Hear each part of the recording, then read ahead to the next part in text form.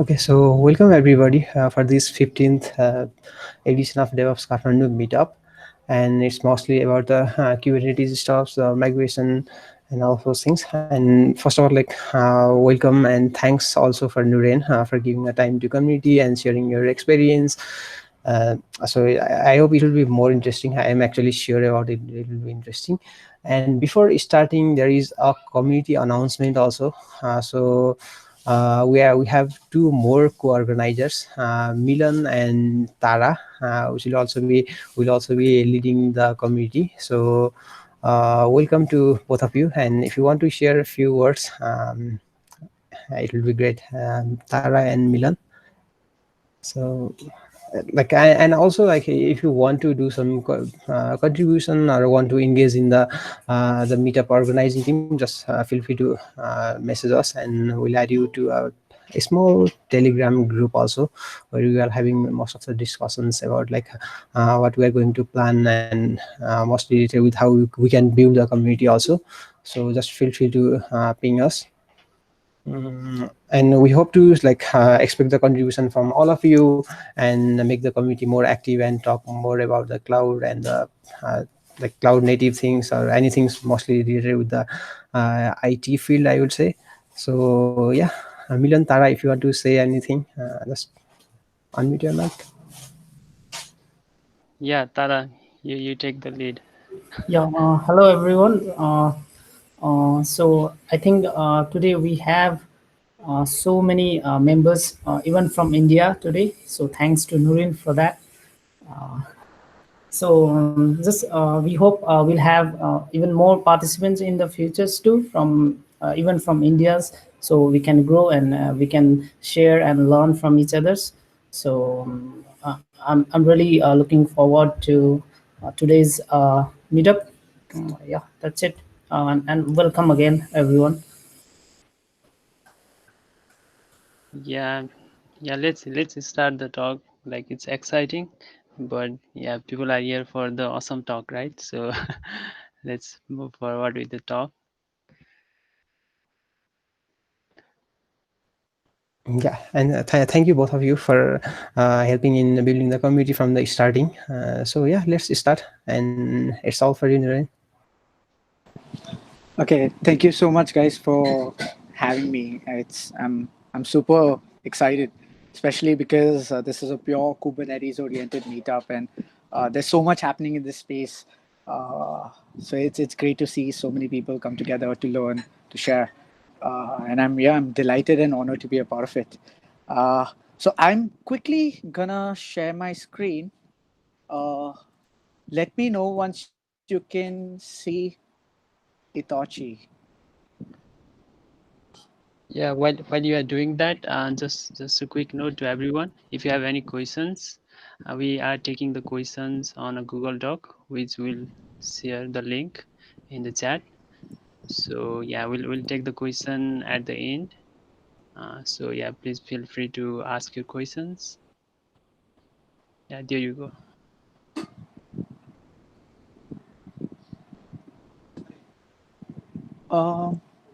Okay, 1 second. I'm just having a problem with presenting. Which screen do you see? Do you see Google Meet itself? Yep. Oh, okay. Oh, let me try this again.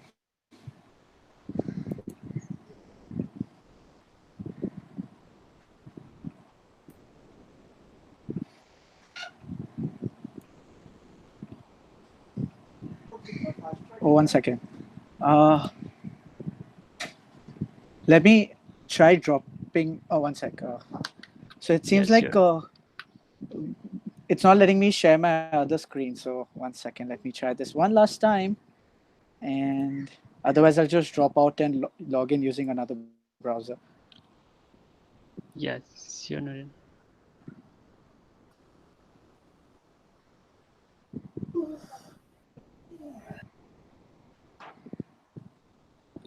Uh, do you do you see like a Yep. do you see the presentation?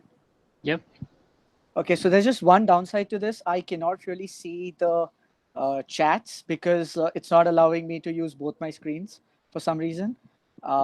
So normally what I suggest is that anybody who has questions for me, you can, simply put it in the chat and I can just read it and then I can answer it at my own pace. But now since I cannot go through the chats myself, Tara or Raju or Milan, like, can you like just prompt me in the middle if there's a question you think needs an answer to? Feel free to interrupt me. Even like anybody else, if you want to just go for it, straight away go for it. Like, don't hold yourself back. This is a meetup, not a conference. We are here to explore things together. Right? Yes, sure, Noorain, sure. We'll do that. Perfect. So a little bit about me. I like to be known as your tech bud because that's who I like to be in real life and especially on Twitter. But yeah, my mom calls me Noorain because that happens to be my real name. I don't know what's the crazy things in that. But yeah, I come from a company called SpaceUpTech. Right, we are a cloud computing company, and we've built a serverless platform on top of Kubernetes, which is called Space Cloud. Which essentially just helps adoption of Kubernetes and adoption of Istio and some other tools like that a lot easier. But today my major focus is going to be migrating from VMs to Kubernetes. So this is mostly for people who are looking to adopt Kubernetes. They have it in their mind. They just want to find the right what do you call it? Maybe the right push to do that. But apart from that, even if you're already into Kubernetes, it covers several concepts which will help you even if you're into the space for quite a while. Because even though the title doesn't highlight this, but I'll be speaking about Istio and certain features which I really love about Istio, which makes DevOps and observability, of a cluster much easier. Okay. So with that in mind, let's understand why we are trying to do any of this. And trust me, it is just to sleep at night because I'm a very lazy person. I sleep for 10 hours. Ask anybody in my company. I'm a bear who hibernates every day. Okay. So what we are trying to discuss here is try to get that sleep factor back into our lives. And I know many people market Kubernetes as the tool which really helps you do that. And I'm just here to reinforce it with my own flavor and my some real life experiences which we've had with Kubernetes. Okay. So today's talk, I understand it's a bit long. I'll try to cut it as short as possible so that we have more time to discuss. But what I've tried to do here is a bit of theory and more of demo. So we'll actually be doing some practical hands-on stuff. Well, I would be doing them. But yeah, I'll try to make the experience as transparent as possible so you can feel the same. Okay. But I'll also be touching some theory aspects because we have some opinions, right, around how things are done like everybody else. So just to be clear that the context is clear, that people understand where I am coming from when I'm particularly proposing a practice. So we'll be touching on the theory a little bit. We'll be moving on to the demo, then going back to the theory, and there'll be to's and fro's. But in general, the demo is gonna cover up the following. So we'll just explore the Kubernetes environment which we set up, and along with some aspects of setting things up. Okay. And once you've done your Kubernetes environment setup, we'll see the existing environment because remember, this is a VMs to Kubernetes journey. So we'll just see a simple service which I've written in Go, which is running on my laptop for now, which is the VM in this case. So we'll just be looking at that and we'll try to take that to Kubernetes, right? So before we do that, we'll have to prepare the service. We'll have to Dockerize it. We'll have to do certain things about it so that Kubernetes knows what needs to be done. Okay. And once we have reproduced, I would say, the environment in Kubernetes as well, like the same thing which I have on my laptop inside of Kubernetes, we'll have to make the switch, right? We have to make the switch from talking to my service, which is on my laptop, to the same service which is now running inside of Kubernetes. So we'll have to make that switch. And of course, problems are inevitable. So if we come across some problems, we'll try to figure it out together. Right. And I'll try to introduce the idea of blue-green deployments in this entire process as well, if the need arises. And once our switch is successful and that we can ditch our VMs goodbye, I will cover some post Kubernetes migration steps as well, because this is something we struggle with, I would say, and we formed an opinion on how to do that as well, specifically on how do you deploy a newer version now, because now since your setup is ready, it doesn't mean that's the end of it, right? You're constantly developing, you're deploying new things. So how do you go about deploying newer versions, right? And that's where I'll introduce the idea of canary deployments. And I like to mention this upfront that most of these are opinions, like especially around the practices which I'll be talking about. These are opinions which we have built with our experience. I would love to discuss on what you think about them, and I think that's the best part about such meetups, right? That you get to discuss and figure out your own way of going forward. And we'll try to keep that bridge open so that you can form your own practices and your own processes in place. Okay, now, when we are working with Kubernetes and Istio both together, there are a lot of config resources which you have to touch. Like, trust me, what I will be doing, there are around 8 to 9 resource objects being touched, including Kubernetes and Istio. So I spoke about this to Raju, Tara, and Milan as well. That can we like lower down this complexity somehow? So we just agreed to we'll just use a simple tool, Space Cloud in this case, to make those resources for us, right? So it takes another object in the input and it creates those resources for us, the Kubernetes resources for us. But what I'll do is on every step that we do, I will actually go back and show you the resources being made under the hood, okay? The reason I do that is because Istio and even Kubernetes is kind of brittle in the sense that if you change one config, other configs could break because they're not in tangent with each other. So we're just using Space Cloud just to simplify that approach. But of course, everything which I showed today is using pure Kubernetes and Istio features. You should be able to reproduce it even without Space Cloud. Okay. Any questions still here? I know it's too early to ask, but still, do we understand what we're going to be doing in the next hour or so? Yep. Perfect. Okay. So let's do it. But before we do it, let me just show you the current environment, like the current VM and the service which I have running for you guys, right? So as I said, it's a simple Go code. There's nothing fancy here. I hope you're all comfortable with Go, but it doesn't really matter. It's just a simple greeter service. It accepts an HTTP endpoint, and then it echoes back the result. It's like, it just says hello and things like that. And then, you can provide it some environment variables. It's important because we'll be using some of these environment variables. The first one is a greetings environment variable. Because this is a greeter, you can configure which greeting should you get back as an environment variable. And a second aspect is a delay. So you can even introduce some delay while you get the response back. Really useful to simulate or emulate lags in your system, right? So it's very simple. Just to show you that in action, I have Postman here. And what I'm going to be doing is I'm just going to be hitting my service, which runs on localhost 8080 as of now. So you can see it's a very straightforward endpoint. It's /greeting/a name, right? And when you hit send, it just sends back the greeting, which you configured using the environment variable and your name back.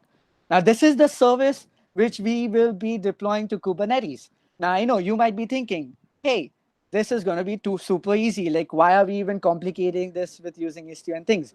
But remember, I said that I'm going to be sharing my real life experience. So I chose this to be a very simple example which we can wrap our heads around. But we'll try to introduce some errors so that we can actually experience what can happen in a production environment, and something which did happen with us.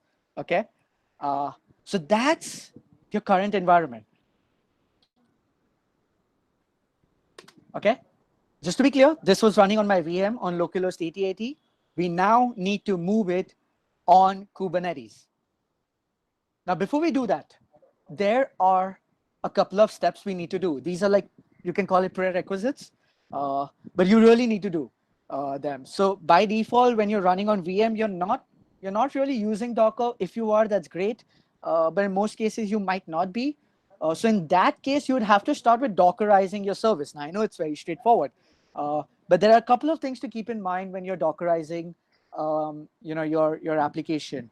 First, try to include a default config inside always. Otherwise, if you do not configure Kubernetes right, at least you have a default config in place, so things work. It just doesn't crash by default. And only try to include the artifacts or the source code which is really required in the image. Don't include things like secrets and credentials. Okay, that's not good, because it's there in your image, and that's a security breach right there. So I won't spend a lot of time here. And in fact, it's so simple that we'll just automate this step altogether. I'll be using Space Cloud to take care of this. Now, the more crucial aspect to moving to Kubernetes is understanding the resource objects which you would be requiring for each one of your services, right? So people who've already been working with Kubernetes know that there are things like deployments, there are pods, there are stateful sets, config map, secrets, a bunch of other things. But the question is, what knobs need to be turned in order to get your service in there?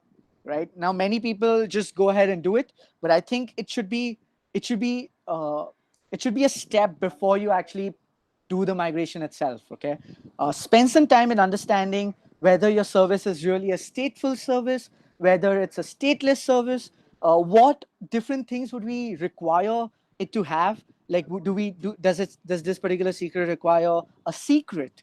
Like, does it require certain credentials? Does it require certain configuration maps? Does it require setting some environment variables while it's running? Things like that. Can it be scaled horizontally? Right? Can I have multiple replicas without screwing things up? So things like that need to be thought of upfront. Now I'm oversimplifying things here, but these are some configs which you should really, really keep in mind. The first one, of course, is a deployment. Previously, people used to use something known as a replica set, but now it's deployments, right? So this is like a mechanism to deploy stateless services onto your Kubernetes cluster. When I say stateless, as in you can scale them horizontally without having to worry about anything. They are not storing things like sessions. Even if one service dies and we just replace it with another one, it doesn't really matter. All right, they're completely stateless. That's when you use deployments. And I think, in my opinion, you should always default to these. Like, many people just tend to use stateful sets a lot, maybe spam them to some extent. Don't do that, because managing a deployment is less resource intensive than managing something like a stateful set. Okay, so try to go for a deployment. A stateful set is when you deploy stateful services. Pretty obvious, but what's a stateful service? Any service which requires the storage component or the network component to exceed the lifetime of your service. Let me use easier words here. Let's say I have a database. Okay, when I'm running a database, it's storing data. Now, if the database service dies out, my data should not be deleted. Meaning, even if the lifecycle of that particular replica of the database ends, the lifecycle of the data shouldn't. So basically, my data's lifecycle outgrows that of my service itself, right? So that's a state. That's something which has to be preserved beyond the life cycle of your service. So storage is one big thing. Another big thing which people neglect is network. Okay, I'm not sure if we are aware of some distributed concepts, but many distributed systems which favor consistency, especially databases again, have a dependency on network identities. Because of Raft. They use something like Raft or some other consensus protocol under the hood. So if you've noticed, if you use stateful sets, it creates a -0 -1 kind of a pod name and a consistent domain for each pod. So even if your pod crashes, the same storage device, the block storage, and the same network identity will be attached to it again. So meaning your network identity as well as your storage is preserved in a stateful set. Now, I know these are some complicated things, might be going over your head, or maybe you're like, Noorain, we already know this. Either ways, it's a lot of work. You can anticipate that. Stateful sets is a lot of work for Kubernetes to maintain. And that's why I really recommend go for deployments, right?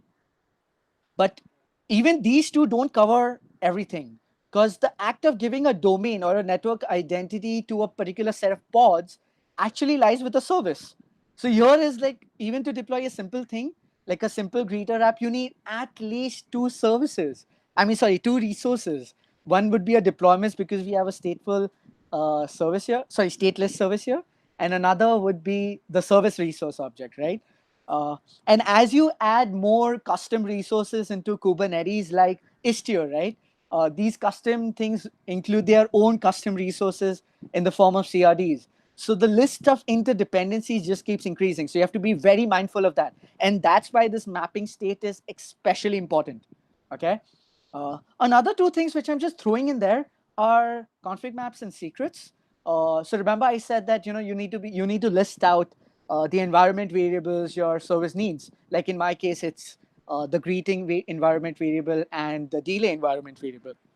It's good to document them so that you can configure a simple config map uh, and load it as an environment variable or a file inside your pods, right?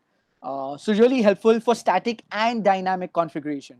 Many people look at config maps as static configuration, like Nginx. Yeah, you change it, but you rarely change it. I mean, it's not changing all the time. But in some cases, your config really changes with time as your application progresses. And because everything in Kubernetes is watchable, as in you can watch for changes, config maps is another great way to use it just as a key value store, which notifies you whenever there's a change. So you can use it for dynamic configs as well. But just don't spam these, okay? Because everything you do adds a little bit of load on your API server. Second is secrets. The name is again pretty obvious. Use secrets when you want to use secret or confidential information. One beautiful thing about secrets is that whenever you change a secret, any pod using it automatically gets redeployed. I think there's a knob on that as well, that you can configure this behavior. But by default, I think whenever you change the secret, your pod gets redeployed as well. Okay, a lot of theory. I know that. And I'm super apologetic about it. But before we proceed, any questions? Or should I just go ahead with the demo now?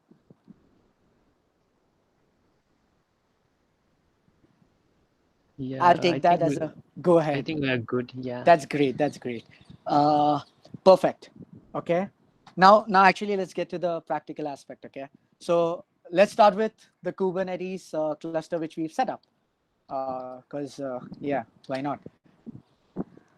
So I have installed Kubernetes using Minikube for now. Very simple, just download Minikube, it works. Or you could use microcreates or an actual Kubernetes cluster on the cloud, whatever you're comfortable with.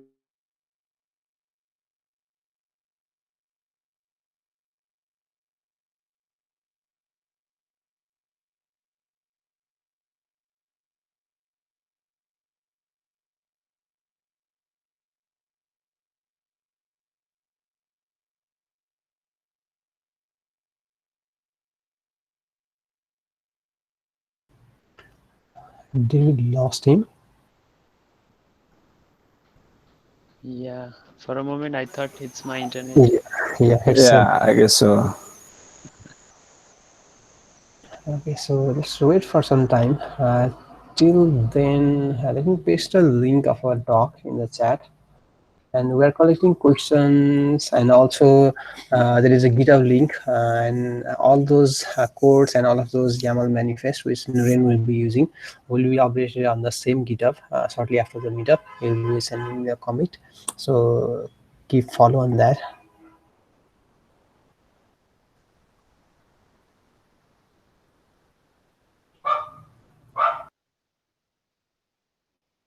Yeah, just while we are waiting, how many of you guys like are using Kubernetes? You can just use the chat and just mention like if you are using it, if you want to use it. Just a quick poll. If anybody is using the Kubernetes, then up to this it should be familiar, but for the new one we are just diving into Kubernetes, I think it's a bit of new things also.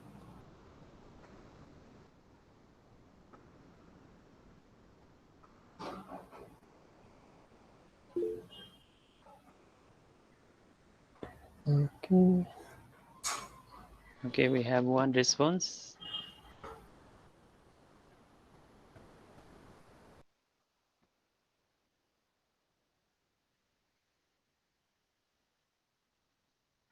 Nice, using it.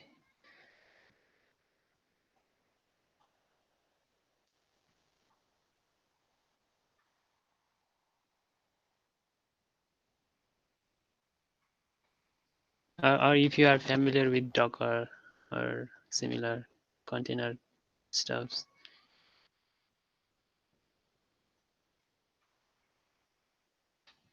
After this, like I think the local installation, like the Minikube or migrate, those are the local installation.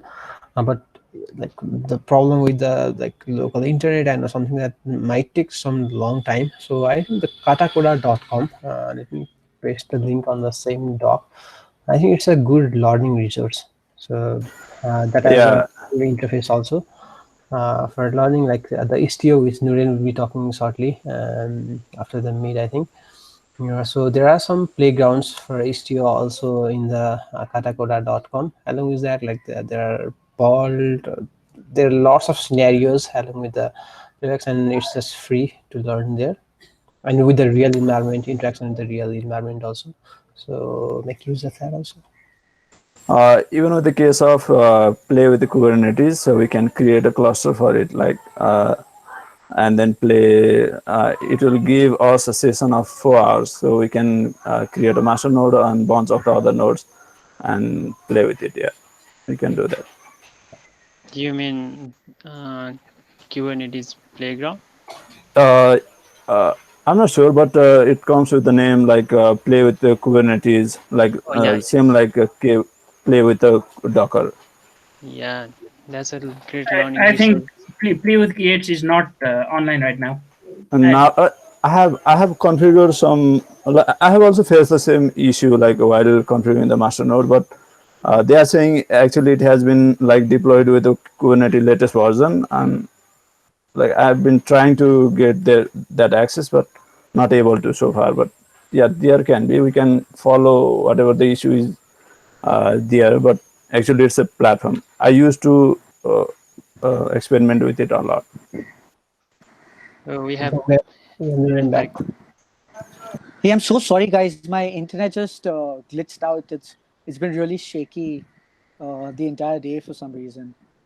No worries. no worries, no, it's okay. Um, is my screen being shared? Not yet. Okay, one sec.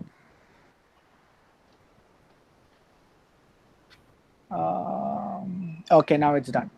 Can you see my screen again? It's presenting. Just a sec. Yep. Okay, so I'm not sure where I dropped out. Uh, Yeah, So- you were mentioning about the Minikube.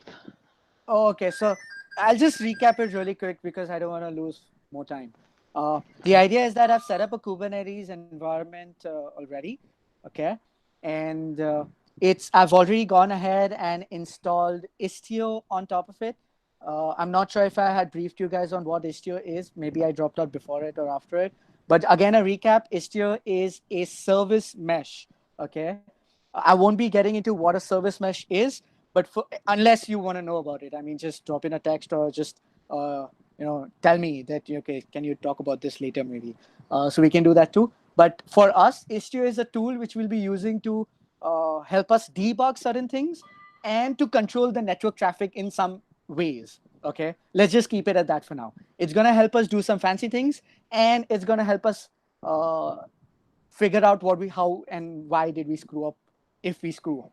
Okay, and another thing which I've also installed in this Kubernetes cluster is Space Cloud. As I mentioned earlier, that I'll be using a tool because managing so many resources, typing in the config in front of you guys would be very difficult. It's going to be very intimidating as well. If I have ready-made configs, everything will be chaotic. So what I'll be doing instead is I'll be using this tool which creates those configs on our behalf. Okay, and and what I'll do is whatever Space Cloud does, I will come back to this terminal or just head over to the dashboard and show you what it did. Okay, so that you should be able to reproduce this even without Space Cloud. The idea is just to make it simpler for this, for the purposes of this demo. Okay. Am I out again? Please don't tell me.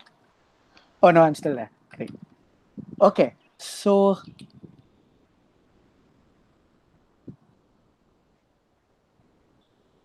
am I audible? Yeah, Noorain. Yeah, Oh, okay, hearing you. perfect. Sorry. So the last aspect is okay, yeah. So I was the next step is that okay, this is the environment which we have. I've done nothing else other than setting some preliminary things up because that would take a hell lot of time. And now the next step is that Space Cloud requires certain config as well. Now, unfortunately, I actually went ahead and did some of them because I wasn't aware that I am offline. So I'll just reproduce them. So the idea is that you need to create a project in Space Cloud just to tell Space Cloud which namespace are you really interested in, all right? Because we have this philosophy that every application should be running in its dedicated namespace.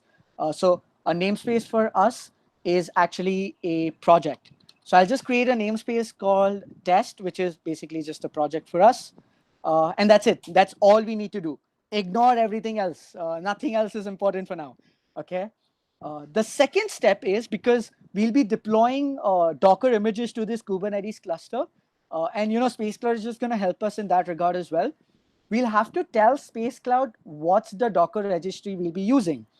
Now, I'm going to be using Docker Hub, my personal account. So I'll just put Noorain P, which is my Docker handle. Okay. Again, very standard stuff. This is just a step because we have a Space Cloud as another layer between us. But now we'll actually get into the code and how things are going to work from there. Yeah, Noorain, just one quick question. Sure. So this Space Cloud UI you are showing, Yeah. that's an application running inside the Kubernetes, right? Yes. If I missed that out, I'll just take you back there. These two containers, which you see here, the pods, these are Space Cloud pods. Okay.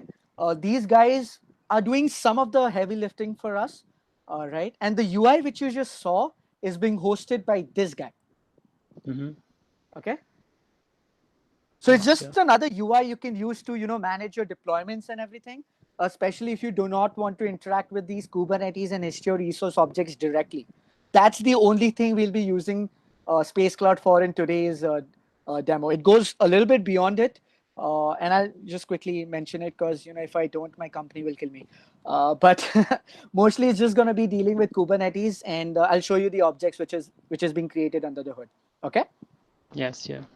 Perfect. Another thing which I just want to mention because I might have skipped that during the blackout which I just had is that Istio comes with some inbuilt tools, specifically Kiali and Jagger.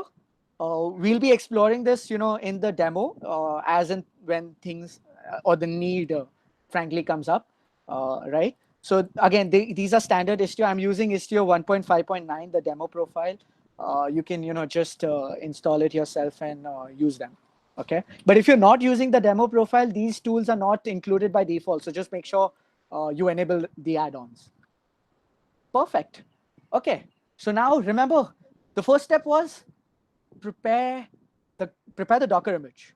And the second step was map them to the Kubernetes resources. Luckily, both these steps, Space Cloud helps us with. And the idea is that Space Cloud ships with a CLI, which just tries to simplify some of these things, which is called the Space CLI. Again, not necessary, only required if you do not really want to delve into these objects directly. Okay, so yeah, and Space CLI comes with a handy function called Space CLI deploy prepare. Okay, and what this guy does is this guy will create the Docker file and the config file required, which the Space Cloud understands, and then based on that, Space Cloud will create all the resources which are there. So I'm just going to run this, right? It's a simple command. We're just running this command. You can see a Docker file is already created for us, and it's just asking us a few questions. The first one specifically is the project ID. If you remember, That's our namespace. And I think I called it test. I mean, it's going to throw us an error if it's wrong. The second is the service ID. This is nothing but your deployment name. Okay. So I'm going to call this greeter because this is a greeter application. Okay. Space Cloud has a first-class support for versioning. Okay, we take service versioning really, really seriously. You can ignore this for now, but we will be coming back to it specifically when we want to deploy another version back. Okay, and Tara, just let me know if you're going above and beyond our time. Okay, just let me know if that happens as well. The rest of the config which Space CLI asks us is mostly just defaults. So that's the port number. It's 8080. And some, I'm just gonna hit enter. Doesn't matter. And it's gonna create a service.yaml file. The reason I'm delving into it is because this is the file Space Cloud takes in order to generate the other resources. I know it's another file to learn and things like that, but the basic principle was this file was generated for us. We didn't really have to do anything. And it exposes all of the functionalities which were there in a single file. Many people may not like this practice, but we really fall in this opinion because if there are so many different resources which you want to play together, things get brittle. Changing one and not updating the other can cause things to fail and makes it very difficult to debug. And that's the idea why we have a file. Some things, a scaling config, because Space Cloud has auto scaling and things like that. If you notice, here is my image, my Docker image. It auto created an image file for me. It took that Noorain P from the Docker registry we had entered, and it just added this by itself. There's an image pull policy, which is basically nothing but the Kubernetes image pull policy. I'm just going to take it to make it always, because I want the image to be pulled whenever I make any change for now. And the rest is standard stuff like resources, the ports, and everything. Okay. Any questions, Leo? I think it's pretty straightforward. Yeah, yeah. we have. Okay, Prasad, yeah, go ahead. Do we have a question? Yeah, there is a question like, what is Space Cloud? Does it actually comes along with the Kubernetes, or we have to do installation? And I'm sure it's open source also. So can you give a brief intro about the Space Cloud itself? Okay. I'm sorry, I totally missed that. How could I?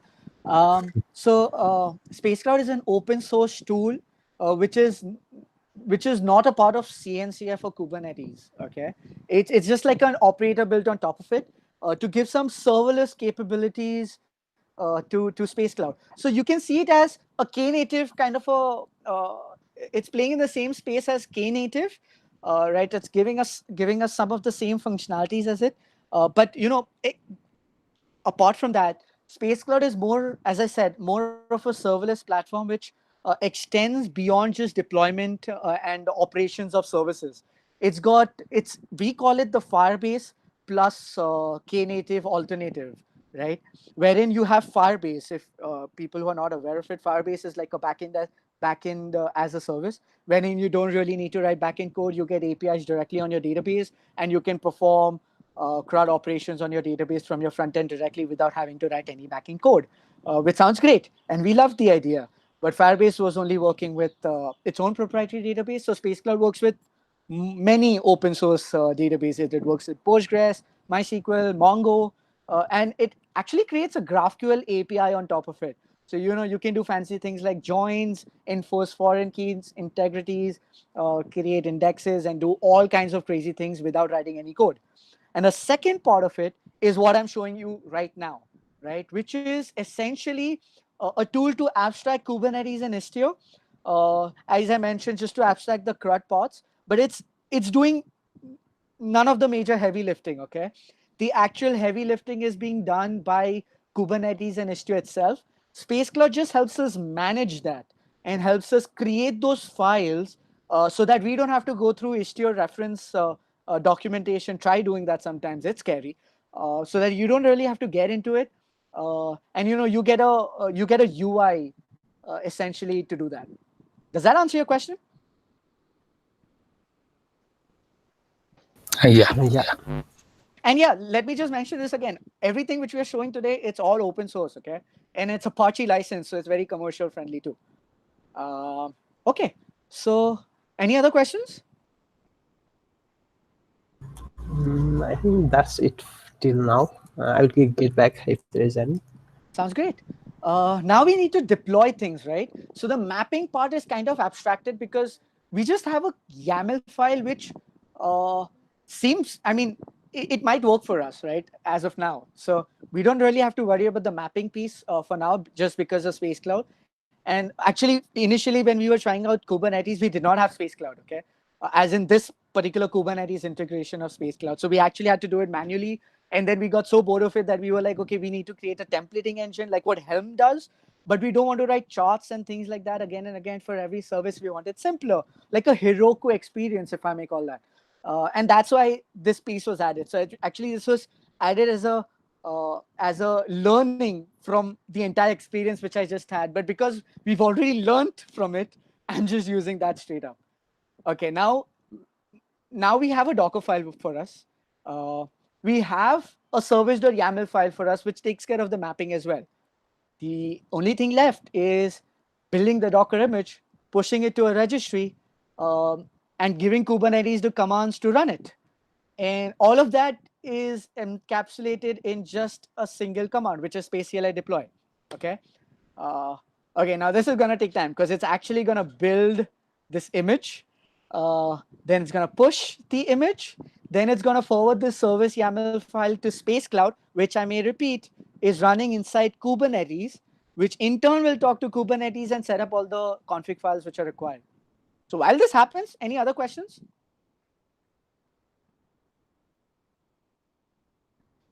Nope.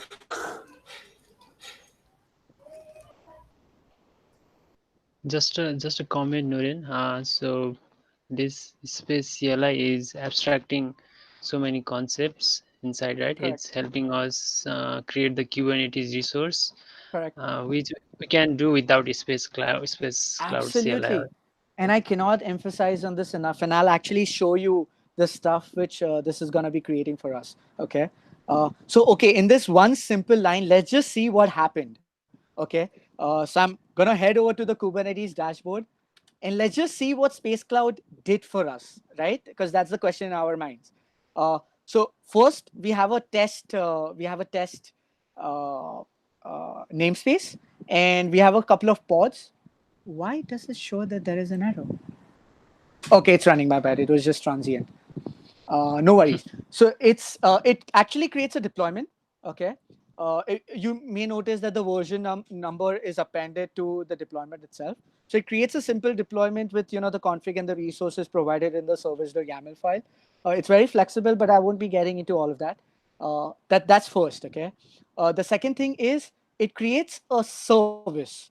Actually, it creates two services. One is a global service for the greeter, and one is a specific service just for that version of the greeter. Because remember, this is multi-versions, but all the versions of this greeter should be, in our opinion at least, should have a common denominator, should have a common domain name. And the versions and handling the traffic going to different versions should be abstracted away from the caller at least. So this is the greeter service which is made, and every version would have its own service.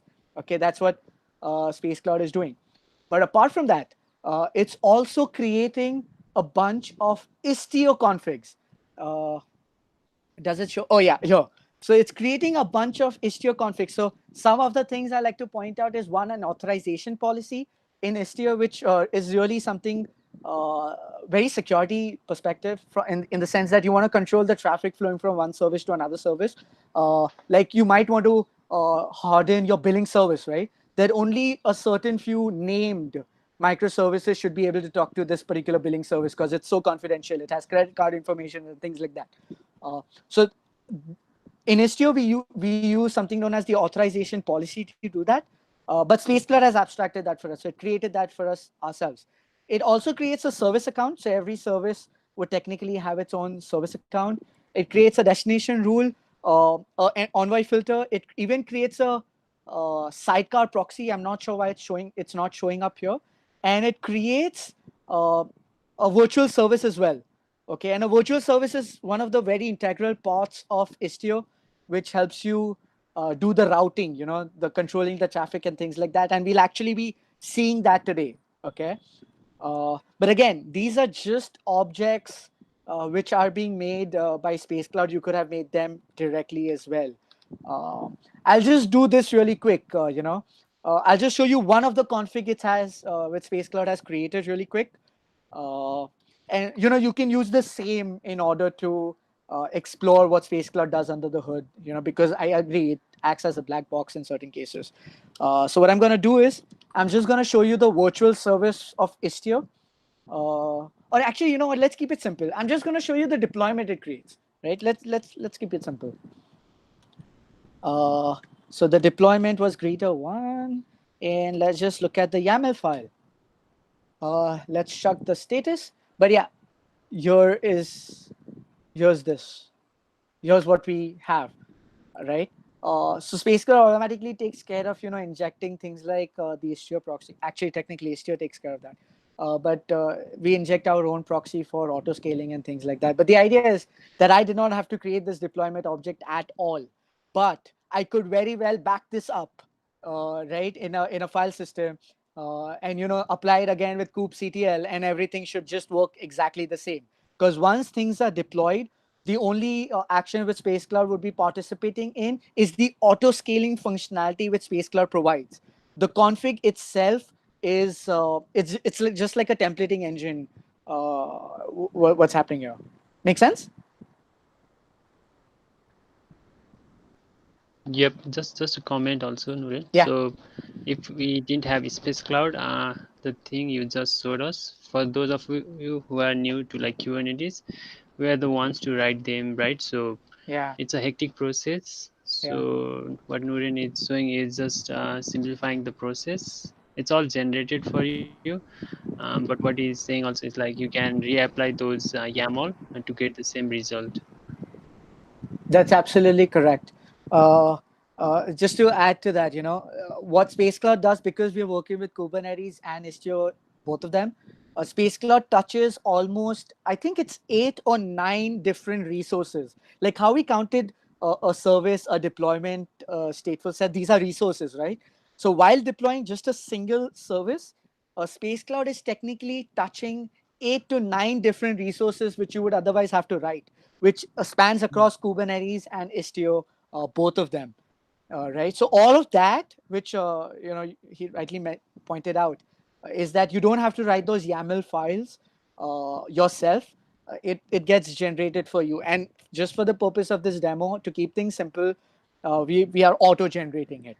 Okay, and there are some other tools as well. So you know what? I have another blog post as well which mentions the other tools which does something similar. You can use any tool, and many people in the industry are kind of gravitating towards it. There are things like Garden, there's Scaffold, even Knative. It kind of simplifies things to a great extent too. So there are a lot of tools gaining popularity just to simplify this, resource mayhem, which kind of is happening right now. Okay, I'll quickly move on because we'll soon be running out of time. Into whenever you deploy a service in Kubernetes, it's not going to get exposed directly. Okay, now this is true irrespective of using Space Cloud. You'll have to do some explicit routing or some explicit config to explain how this service is going to get exposed. And when you're working with Istio, Istio has a lot of config knobs in place. What I'm showing here is the knobs being exposed by Space Cloud itself. So what I'm going to do is the greeter service which we just deployed, which you can see over here, right? The same thing which we had in the config file, it's just in the UI form as well. So this particular service which we just deployed, I'm just going to expose it to the external world directly, okay? Just so that my laptop is able to access this greeter service which is running inside Kubernetes, okay? And the process is simple. I add a prefix, a URL prefix that, slash, which is basically every request on this earth, forward it to the greeter service. Remember, it was running on port number 8080. And that's it. That's all I'm doing. Nothing fancy. Just creating a API route, which you normally do with Nginx. But now you don't really need Nginx because you have the ingress gateway and also Space Cloud's gateway. So, they kind of take care of that. You don't need to work with Nginx at all. And this would be true even if you were using Istio directly, because Istio would give you those things. But now you're doing everything here in a UI with a few clicks. But in Istio, you would actually have to write those gateway config and the virtual service configs, which could be a little daunting. But yeah, definitely try that. We've done it. It was a blast. Okay. So cool.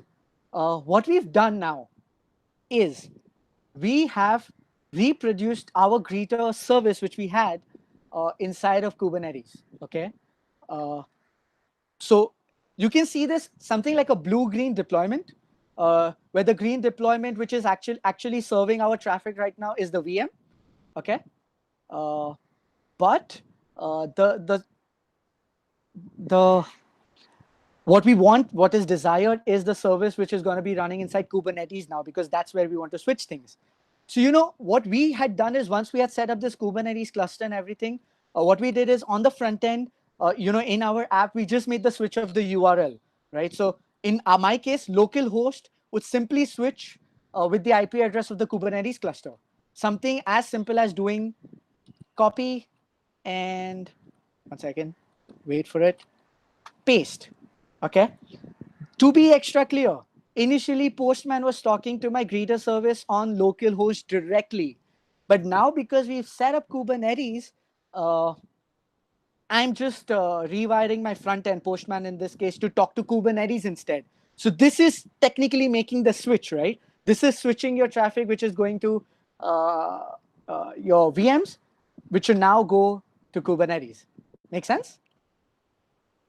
So let's just try it. Imagine this was your production traffic, which is live, things are coming, and you just make the switch, you're very happy. And as soon as you abstract thing, just try looking at your traffic, you get errors. But everything was right. I mean, I think we configured things right. We made the Docker image and everything. But still, as soon as we made the switch, something is definitely going wrong. There's an error happening, right? And this is what happens when you make switch from one environment to another. Even though you have taken, you've tested it really well and everything, things go wrong, okay? And things can even go wrong when you're just upgrading versions, right? Things go wrong all the time. But what's happened with us right now is, whichever client would try to talk to our fabulous greeter service would have absolutely no idea of whether it works or not, because they're just going to get an error message. All your clients would be getting a 500 status code, which is not cool, okay? And this happens a lot. Now, this is where the tools Kiali and Jagger comes into the picture, okay? These tools are, let's say, helping you monitor. The more technical word for it is observability, okay? And they kind of try to show you the traffic, of the flow of traffic and the errors happening in the entire system. Okay, so in this case, you can see that you're getting a message from the ingress gateway, which goes to the Space Cloud gateway, and there's some error happening when it reaches our service, the V1 service which we have. Okay, there's something going wrong. Clearly, we saw that. But this doesn't give us an insight as to where exactly the error went wrong. Because now it's simple. We just have one service running, so we know that, okay, there's the problem. The problem is going to be in the greeter service itself, because there's just one service running. But it could even be in gateway itself, right? Or it could be if you have a service mesh kind of a layout, wherein there are multiple services talking to each other, it can get really difficult to identify where the error is really coming from. And that's where you need something we really like to call distributed tracing, okay, where we're trying to trace down individual requests, okay? Now you can see in Jagger, that's the tool which people use. It shows you how your request has flown. So it actually shows me that a particular request went through the Istio ingress gateway, was forwarded to Space Cloud, went through the, basically through the service, and hit my actual service, which is the greeter service. And that's the flow of my service, right? So I can technically monitor how traffic or how the HTTP packets are flowing through the various services. In a more complex topology, this is, it's so much easier to visualize, because you know exactly where the error is happening, okay? And that's why I really love Istio, because all of this, which you just see, it's all thanks to Istio. And Istio, along with the Kiali and Jagger team, get complete credit for it. And if you did not have something like a service mesh, you would have to check out the logs of gateway and the logs of the greeter service to figure out where things are going wrong. And if you're unlucky, you might not even be logging the error in some cases, right? Because who writes logs? Who writes great logs? I mean, we should agree that. So it becomes so much easier because without changing my code or anything of that sort, I can visualize the traffic and I can see where the errors are happening. Okay, clearly, what we just saw, the error, it was completely planned. But yeah, this error is pretty much possible, right? We made the switch, we got an error, and it was a disaster because all our clients are complaining because all our requests are basically returning a 500 status code. So is there a better way? Of course there is. Now, there are many opinions on how you can go about it, but the idea is to use a blue-green deployment, wherein your VM is the green deployment, which is your active deployment, and the Kubernetes one is your blue deployment, which is your standby. Okay. Now, what we want to do is we want to safely transition from VMs to Kubernetes, which is we want to make Kubernetes the green deployment now. But we do not do it abruptly what we just did. Like you see in this case, the TV or the laptop, I don't know what that is, but whatever that is, that's my front end, that's Postman. That will always talk to my Kubernetes cluster, right? More specifically, the ingress gateway, because that's where all requests touch. But what the ingress gateway will do is it's not going to service those requests from my service, which is deployed in Kubernetes. Instead, it's just transparently going to forward that to my VMs. So basically, our Kubernetes cluster is acting like a proxy. Okay, it's acting like a big Nginx, which is just overpowered for some reason. And this is where the beauty lies, because now you have a fine control on who gets to service the traffic. And that gets me to my next point, where we split the traffic. Because see, errors are inevitable. It's going to happen. But we want to limit the scope of damage. We want to limit the scope of destruction. So what we will do here is, instead of abruptly changing all our traffic to the Kubernetes deployment, I'm just going to switch partial, just a fraction of that service to the Kubernetes deployment. So in this particular image, which you see, only 10% of the actual traffic is going to be served by my deployment. So only 10% of my clients or all requests coming to my Kubernetes cluster is going to fail. Okay, because they were going to fail as it is, right? Because we don't know that bug exists. But the beauty is the scope of damage is heavily limited. Plus, you get a lot of reports out, because you just saw Kiali, right? Kiali and Jagger are actively looking at what is going wrong. So we're getting the sample size to debug while not affecting all our clients altogether. Okay, does that make sense? Am I absolutely clear on what I just said here?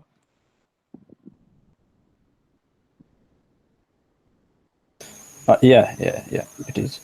Perfect. Right. And the way to do it, again, because we're using SpaceCloud to manage all the config, I'm just going to continue to do that, right? And the idea is to have multiple targets against a route, okay? And then you basically split traffic between them. So what I'm going to do right now, we had 100% traffic going to our deployment. I'm going to shrink it down to just 30.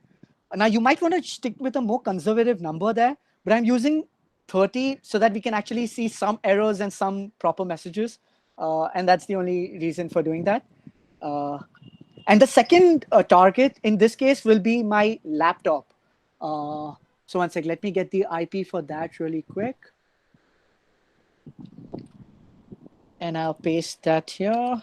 Perfect. And I'll make sure that 70% of my ingress traffic goes over here. To be absolutely clear, this is happening at the ingress level of the Kubernetes cluster. So as soon as traffic is hitting one of your ingress gateways, it's being split at that level. So none of the load is being actually borne by the deployments, of your cluster. It's all being directly transferred to our VMs. So let's try to do that. And in this case, now let's make the switch. So again, I'll just stick to the same IP because that's my Kubernetes IP. But now if you notice, most of my requests, why is it shows like 50% are going wrong? Actually, okay, let's actually make the numbers a little more conservative, because this is all probability based, right? So I'll just make it 10 to make sure that things are right. Let's save it again. Let's do it again. Yeah, most of my requests are right. Okay, they're working as they should because obviously they are being served by my VMs. And it seems like all my requests are being served by my VM because that 10 probably. See, I just noticed there was an error there in the middle. Oh, and there was another error right there as well. So the idea is that you're limiting the carnage which happens. Now again, we could go back to Kiali, and then if we visualize it this time, one sec, let me just refresh this really quick. You can see that some of the traffic, not all traffic is bad, okay, because it's yellow now, it's not red. The traffic which actually goes through this outside Kubernetes cluster entity, which is basically our VM, is green, but the stuff flowing inside is red, okay? So again, the same debuggability principles which we saw using Jagger still applies, but the only difference is that not all our clients have to cry and complain. Now the error, let's just fix that really quick. The error was somebody had intended things to go wrong. Now let's not criticize that person because I guess he had best intentions in mind, right? So I'm just going to comment the bug out and make it work the way it should. Okay. I mean, people who don't really get code understand Go as a language. I was on purpose returning an error message in my Kubernetes cluster just to simulate a bug. I'm sure you won't be doing that in production. I mean, I would be concerned if you are. But okay, we just need to redeploy stuff, right? And I'm going to use the same version number. You might want to practice image immutability, but I'm not going to do that. I'm just going to redeploy everything. So again, it's going to take some time to redeploy. But you know what? I'll change an environment variable because remember we could give a greeting things as well. So just make sure that our things are different to see which traffic is being served by whom. I'm going to add a new greeting to this. And then I'll deploy this. So while this happens, any questions?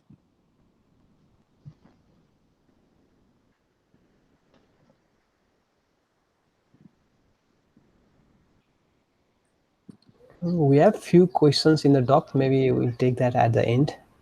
If you think it's related, then you could just narrate those questions right now because I can't switch the key because of my single. Yeah, it's not too related with the demo till now, so we'll take it at the end.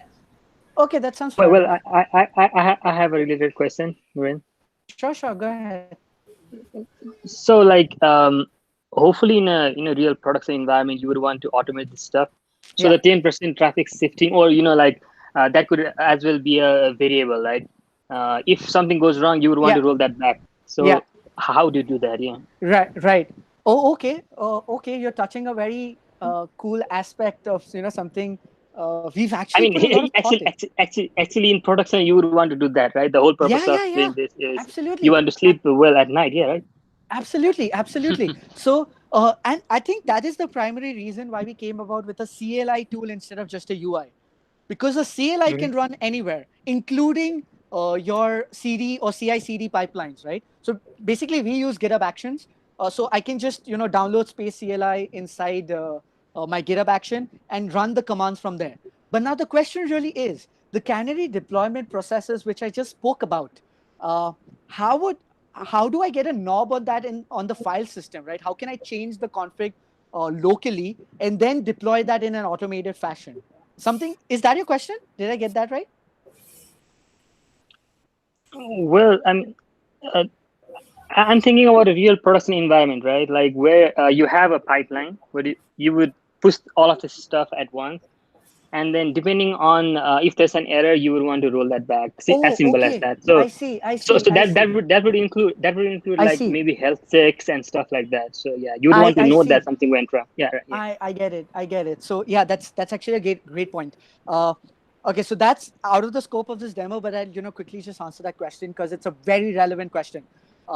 The beauty is whatever we are seeing right now, including the Kiali UI, including the Space Cloud UI, including all the things which we are doing, everything, non-Space Cloud and Space Cloud. The beauty is all of this is available via an API. And another beautiful aspect is that you can route all these metrics which are being generated by these various tools inside of Prometheus, which is a a great monitoring tool and an alerting system if you haven't heard of that. Now, the idea is these samples, the sampling which is happening on my request that, some messages are failing, some are not, that is going to be recorded in Prometheus or some other alerting system of your choice. It could be Elastic with Kibana. I understand Kibana has alerting as well now. I'm not sure. I hope they do. But Prometheus, let's take that as an example because Istio and all these tools ship with that by default. Now, what you could do is you could have alert managers or have triggers basically on thresholds. So you could say that, when the error rate exceeds a particular amount, roll back the last action. Does that make sense? So this would have to be coded in. There are several tools which kind of automate that, but I believe most of them are proprietary. Okay, there is no open source solution which I'm aware of. If somebody knows, you can just chip in here because this is a great time because even I'll be educated on that. But I do not recall any open source tool which will automate the process I just said. The act of creating these triggers, which will go off whenever things go wrong, the act of doing a rollback whenever you get such a trigger needs to be manual or needs to be coded in as of now. Does anybody know of an existing open source tool which does that? Maybe we need to build one, Noorain. We are trying to include that in Space Cloud. It's part of our roadmap. So we're trying to do this automated deployments as well. So right now everything is manual. So what you saw that, setting the ingress routes, it's done manually as of now. But if you notice, all of these is very simple to automate as long as you can capture the APIs from something like Prometheus and take action based on what you see. Okay. So it's a very simple process and it's a very common practice, but unfortunately, I don't recall any tools which codify this, right? It's up to individual contributors and individual organizations to build their own practice around this. Because your opinion might differ from mine, but the way I would do it, as I mentioned, get all these metrics, including the errors which are happening inside of something like Prometheus or another log management tool, have something which is monitoring this constantly, could be poll-based, could be trigger-based, really depends on the tool you're using. Based on the trigger, see what was the last action, was it a deployment which happened or something of that sort, and then roll it back, right? Roll it back if it was a deployment in progress, or notify an admin if it was an existing deployment which is suddenly giving me errors. So what you do with that trigger is also important, right? Because not always do you want to roll back. You might just want to notify somebody that things are going wrong. So it really depends. But yeah, there are many cool adapters in the Prometheus ecosystem which simplify this, I would say. But it's not that simple as I'm just making it sound like. But did I answer your question? Yeah, perfectly. And I also I'm happy to know that it's in a pipeline to include that in Space Cloud itself. Oh, absolutely. So good to know. Yeah. So we're trying to do it. So hopefully in a couple of months you should be able to see that. Okay, so let's go back to my dashboard, and I'll make the ingress routes a little more less conservative, just so that we can see the switch happening. I'll again go to 70-30 splits. But again, remember, you'll be you'll be changing these incrementally. So I'll give you an example. Most of my service is gonna return a hello. Though it doesn't seem like it. Oh yeah, a little bit. Because this is probability based, you cannot guarantee that it's always going to be 70 or 30. But when you look at a big sample size, that's when things happen. That's when it really kicks in. But you may notice that in the middle of hellos, I get a few yos as well. Whatever we are getting from the greeting message with the yo was coming from my Kubernetes cluster, and the hello is actually coming from my VM. Okay. Now, if I go back to Kiali and just refresh again, it's going to show me that everything is green, because even my greeter service is giving me active response, and the same thing will happen in Jagger. But Jagger is a little intimidating, so I'm going to ignore that for now. But here comes the real question, right? And I actually kind of answer some of your, an aspect of your question as well, that how do you even do a complete transition? Once you have a good sample size, do you just make the switch, or do you still do this incrementally? I'm of the opinion that you do it incrementally. So instead of just making the switch right away, I'm going to make it like 50-50 and observe things again. okay? And then I'm going to make it 70-30 and then observe things again. And then finally, once all my thresholds match out, like my latencies are good enough, good enough as in they're small, they're less, they're a small number. My error rates are within my SLOs, and I'm happy with how my deployment is doing. Only then would I actually make the complete switch, like what I'm doing now. But it's again an incremental process. Some people would like to make it directly, like, okay, 10% of my traffic does well, so I'm just going to make it 100% now. Some people will be like, okay, I'm going to go in batches of 10, like I'll go 10, I'll check, I'll go 20, I'll check, I'll go 50, I'll have some more harder checks, and then probably I'll make the complete switch. So it really depends on your policy, on how you want to go forward with it. The idea is that the core tool should really support this, okay? And you see now everything is a yo, because yo, why not? So this sums up our deployment and, actually migrating to Kubernetes. So what we did, just to cap it really quick, we set up a Kubernetes environment. Space Cloud just did a little bit of helping here and there to create this resource, a little bit, not a lot. We deployed things, which was a disaster, unfortunately, because we had a bug. Somebody just had a bug in the code. I'll speak to him later, but we captured it. We got a better way to deploy because of it, which is like the green blue deployments, or blue green deployments, whatever you call it. And then we incrementally make the change or make the switch to Kubernetes, and finally we are happy. But then I might as well end this presentation here, but and we are probably very close to going out of time. But there's just one very important concept which I want to get in. Okay, and that is, how do you deploy another version? So what if my greeter service gets a reboot and it has some added functionalities? I'm not going to do that. Obviously, I don't know how to make this greeter service even better. But maybe add a fortune cookie to it. But okay, what if in real life you're going to be having incremental versions, right?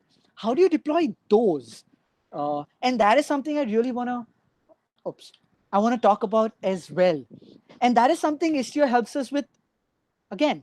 So that's where we use a concept of canary deployments. Now, again, if I show you this and I show you this, you might think it's the same thing. And I know I was told to fix these images, but I think I made it, but I did not, or maybe I did not save it, or I'm showing you a bad presentation. But the idea is that here, the Istio you see here is the ingress gateway. Okay, it's the first point of contact inside your Kubernetes cluster. What we do here is on the sidecar level. So this is happening from within your Kubernetes cluster. Okay, let's just see that in action. Okay, so what I'm going to do is I'm going to go back to my code. I'm going to go back to my code, and I won't make any changes in the code. I'll just change the version. And just to simulate some bad things happening in this version, I'm gonna add a delay to it. Remember the delay flag we had? I'm just gonna, oh sorry, I'm spelling it wrong. Okay, this is better. I'm gonna add a 5-second delay to every request, meaning I'm trying to roll out a new version, okay, which is actually the same image, but I'm just fooling Space Cloud that, what, I've made some changes and it's another version. I'm just gonna roll out another version, which has a performance issue, in this case, a delay of 5 seconds. And we're going to do the same thing which we did with blue-green, but this is a canary deployment, okay? They are very similar, but I'll try to draw the line of where those two things differentiate, okay? So let's deploy this, but I won't use the big deploy method. I'm just going to do the last step, the final step of this process, because I don't want to build the entire image again. It will take years, and frankly, we don't have time. So I'll just apply this service again. Yeah, this might look eerily familiar to kubectl supply command. In fact, Space CLI heavily draws this inspiration from kubectl, kubectl, whatever you like to call it. Yeah, so I'm just gonna do that. Why not? Oh, sorry. The delay needs to be a string. Okay, environment variable is always a string-string combination. Never forget that. Okay, successfully deployed. Going back to my dashboard. you can see that, I have 2 deployments now. The beauty is that both of these deployments are going to be accessed using the same URL. So the greeter.test.svc.cluster.local, that internal domain which Space Cloud creates, it's going to be exactly the same for both of them. So anybody trying to talk to this greeter service isn't really going to know is it talking to version 1 or version 2, which is the point. In microservices, you don't want to leak certain things like these to your consumers, right? Like, for example, what we just had, we made the switch in the environments. So the front end in this case should not really care about which made the switch from a VM to Kubernetes. Similarly, within a Kubernetes environment, you don't want one service to be explicitly tied down to a particular version of a particular deployment, okay? So I don't want my service get greeting, if I have that service get greeting, which calls on greeter, to explicitly mention greeter v1 in its domain name, okay? Because if I change the version, I would have to change that service too. And this is the major difference between a blue-green deployment and a canary deployment. A canary deployment really works on the level of a particular deployment of a particular service, okay?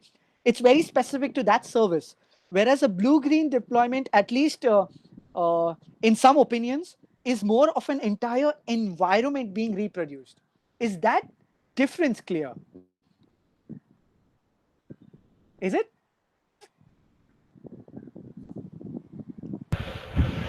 Yes. Perfect. So, but now the problem is that my ingress routing is going to be exactly the same. Because remember, we don't want the ingress to be confused between version 1 and version 2, right? But I still want to convert the switching of traffic between these 2 versions. And for that, you use service routing. This is a Space Cloud concept, again, mapped to Istio. So Istio is actually doing the heavy lifting under the hood. This is just the UI we have created on top of it. And it's actually very simple. You just add another target like we did for ingress. But instead of switching between 2 different targets in the sense of 2 different services, we are switching between 2 different versions of the same service. Okay? And that's the plan. And you can give it weights. Again, like what we did earlier. So I'm just going to make it a 50-50 weight because let's not delve much into this. Save this, give it a little bit of time.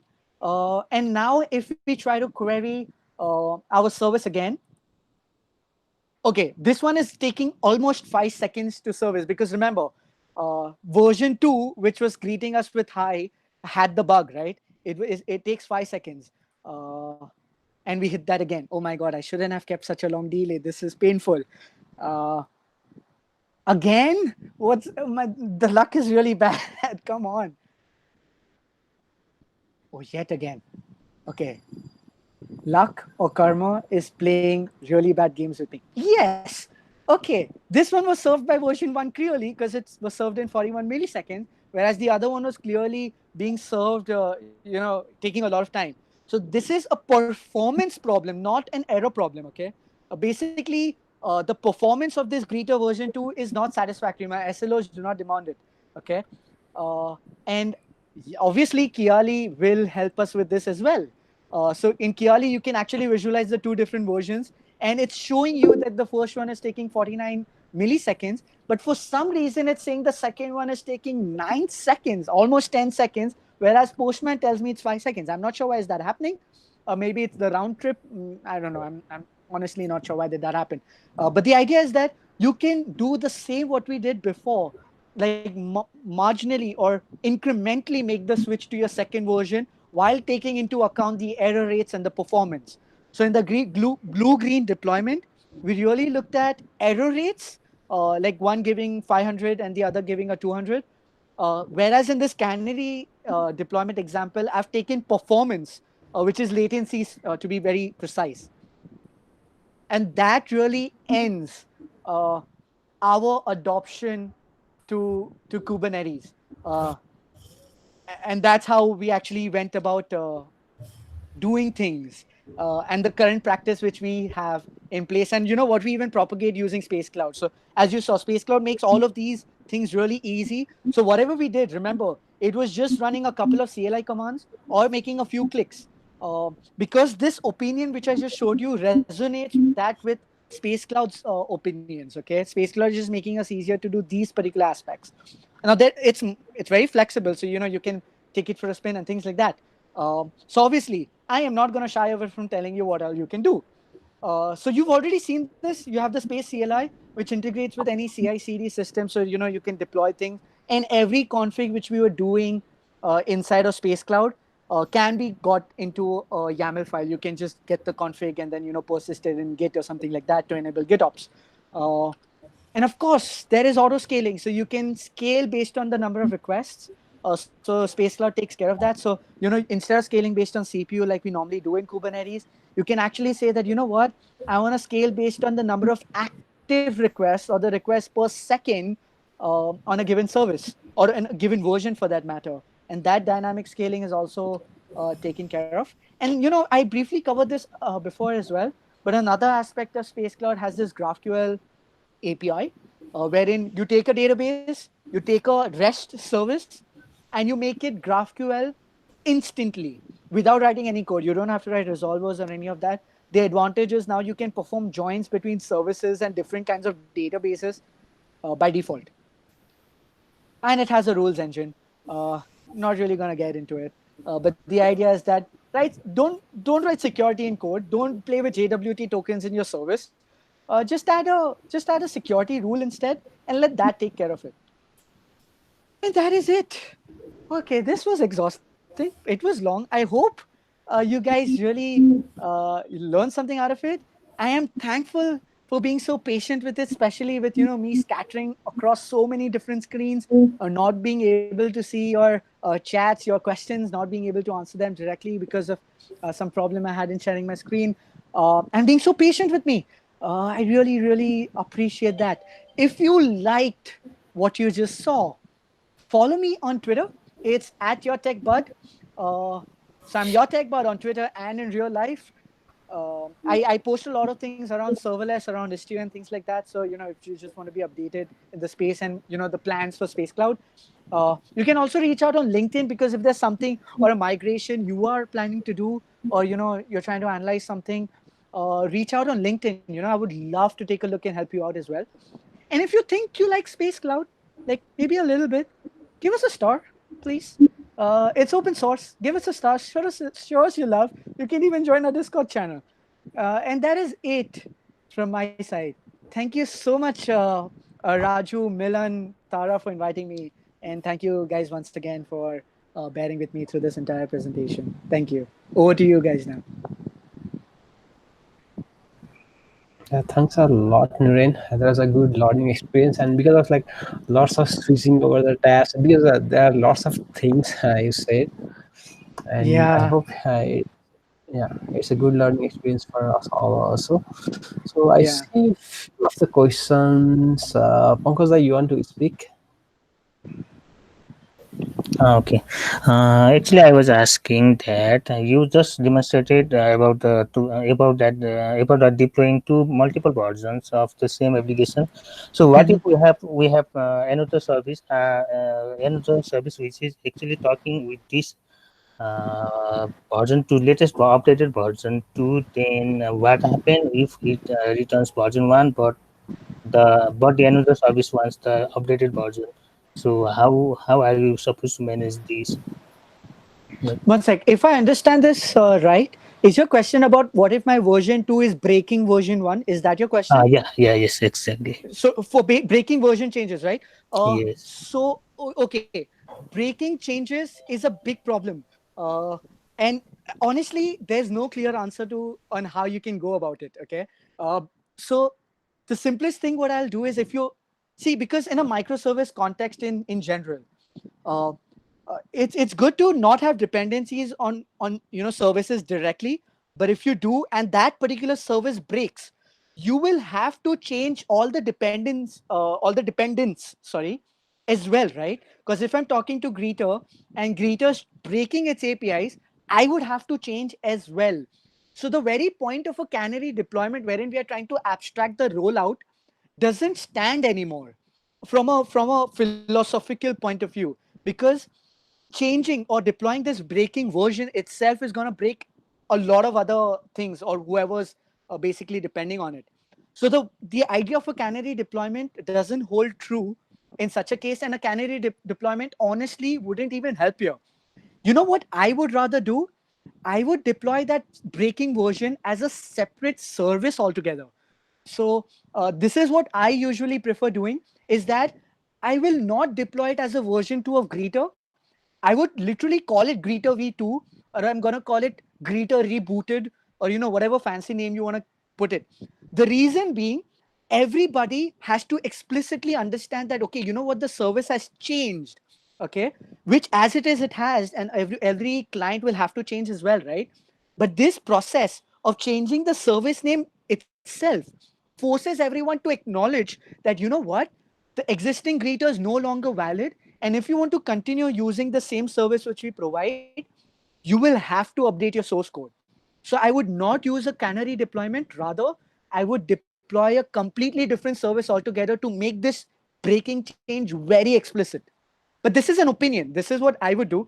Other people could have different what do we call, opinions on that as well. Does that answer your question? Yeah. Yeah, very clear now. Yeah. So the idea is that I'll just repeat. Just in the Kubernetes world, if you've seen, the objects and the resources in Kubernetes are designed to be very explicit in nature. Like, you're very explicit that, I'm mapping a config map to my deployment. Every action which you do in Kubernetes, or joining two different resources, is explicit. And I like that philosophy of being explicit. And that's the only reason why I recommend that if you have a breaking API altogether, be explicit and don't hide it behind a version upgrade. Rather, just deploy it as a separate version and be very explicit about it. Okay? Any other questions? Yeah, there are some, but adding to the scenario we talked about, the way I do is in our application. So if there is the breaking version, then we do some routing based on the header. Let's say the API wants to talk with let's say the updated version, let's say v2 of some service, and for the non-updated service, we might need to talk to v1, the older one. Then we send some header like from the API, let's say this route needs to be go to updated version, then just send something like version v2, or if you want to go to the older version, then just inject the header version v1. So that also works in quite a scenario. Absolutely. Yeah, Mm, but Raju, what if you're in our case the traffic is being like distributed into the two different versions, so just using the header might not work, or what, like I don't get it. It would work in this case of this distributed system distributing the traffic. Yeah, it works, but like you have to pass the header all the way to all of the services. Like, let's say we have currently we have only the greeter service, but let's say we have a service named waiter service, which greeter needs to call. Then, and if we have two versions of the waiter service, then we have to inject the header all the way from greeter, from API to greeter to the waiter service also, and by that way it works. So Like Pankaj, yes. actually, to make it, so what Raju just mentioned is very similar to what I just mentioned.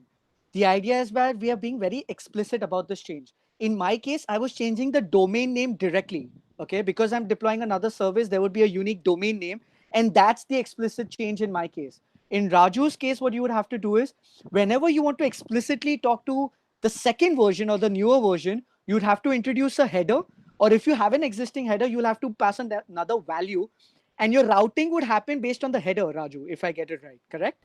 Yeah.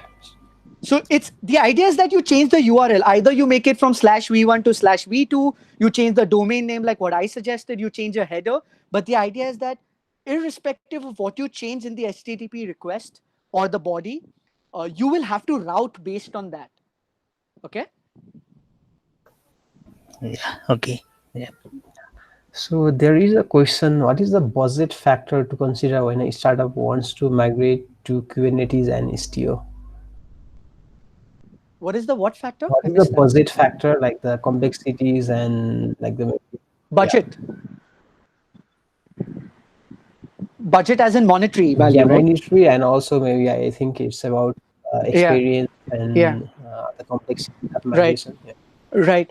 Oh, so I'll actually speak from a lot of experience of what we help with enterprises and startups alike. So we work with both ends of the spectrum, because the open source is adopted by startups, and we provide support to enterprises too, and both work differently.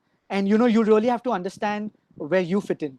For startups, mostly the skills is not the requirement. Okay. So I won't say that it's a startup problem or an enterprise problem. I'll break it down into two buckets. One is, do you have the skills or the talent in place to do it? Just having one person who understands Istio really well or Kubernetes really well, and him saying, you know what, don't worry, I'll take care of it, is not very assuring. Just having one person who understands everything is, trust me, it is not assuring. Because if that one person gets busy, or he leaves, or there's some complication regarding time, you'll be thrown under the bus. Okay, so make sure you have the skills in place of people who are comfortable with Kubernetes and other tools which you would opt to use, like Istio. Make sure that you have the skills in place. A second option is using tools like Space Cloud. So many people who use Space Cloud primarily for Kubernetes is because they they understand that, what, I have the skills to do Kubernetes and play around with it, but I don't want to get into it into my day-to-day life. I want somebody else responsible to do it. So using another tool, maybe proprietary, maybe open source, which can offset that skill gap, can bridge this, right?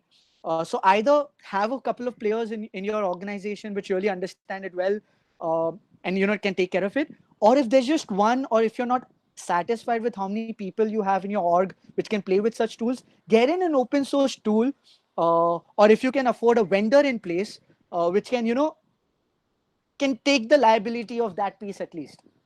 Okay. But still, even if you outsource that bit to an open source tool, make sure that you at least understand what's happening. Okay, because open source tool doesn't come with liability. I'm pretty sure you're aware of that. So that is the skill problem which usually comes up. The second is the finance aspect of it, right? So in Kubernetes world, yes, you can deploy Kubernetes on a single node as well, but no, it's not recommended. You should at least have 2 to 3 Kubernetes nodes. So in a normal VM environment, like when we started off, we just had a single VM node, and we were very happy with it. We had single replicas and everything. Life was perfect. But with Kubernetes, you are kind of forced to have redundant copies for everything. So you'll have to have multiple replicas of each service. You should. I mean, it's not necessary, but you should. So the cost is going to increase, because the infrastructure required to run the exact same app which you were running on VMs is going to be slightly higher on Kubernetes,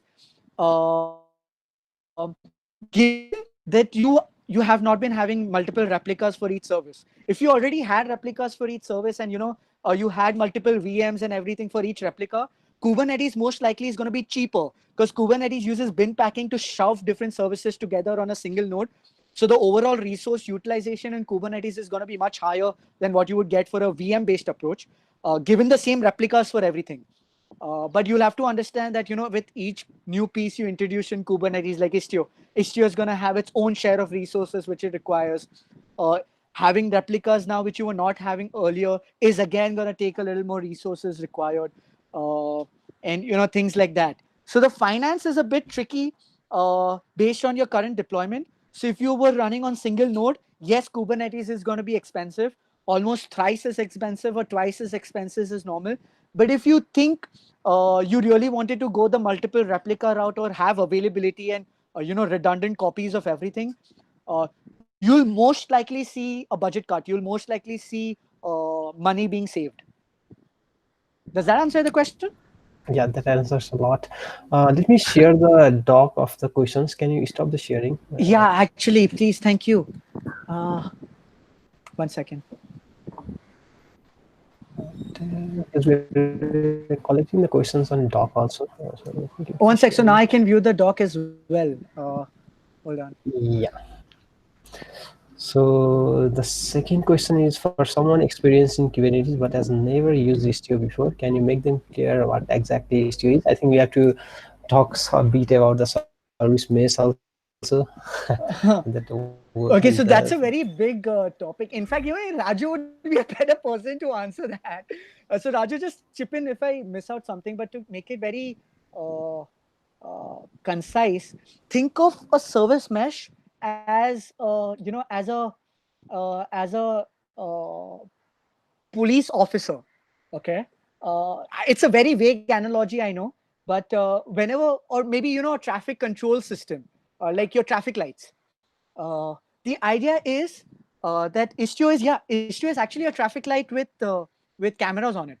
So what happens is everything has to flow through the traffic light. Okay, so Istio is like a service mesh which is controlling all network traffic flowing between your services. So imagine a service running. Now imagine there's going to be a sidecar proxy beside it, and all traffic coming inside and outside from that service has to flow through that proxy. Okay, so basically every request being made to and from different services, Istio is actively aware of it. And it's not just aware of it, it can control it. So error rates happening, a service is not responding, splitting traffic, what we just did, that is happening because Istio is intercepting every traffic in the middle.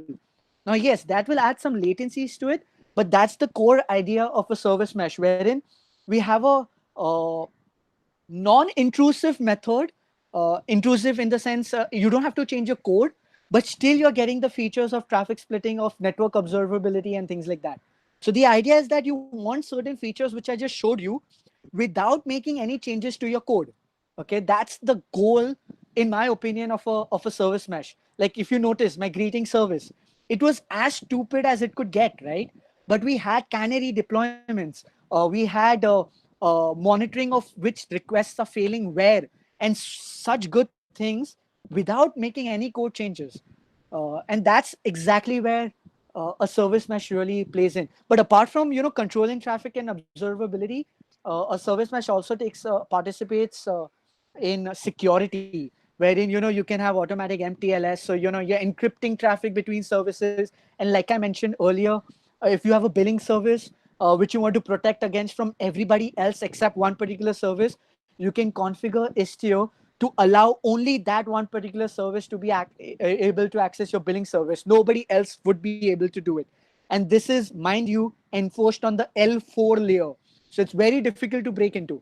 But yeah, that's a service mesh for you, at least what I perceive it to be. Raju, you want to add something to that? Yeah.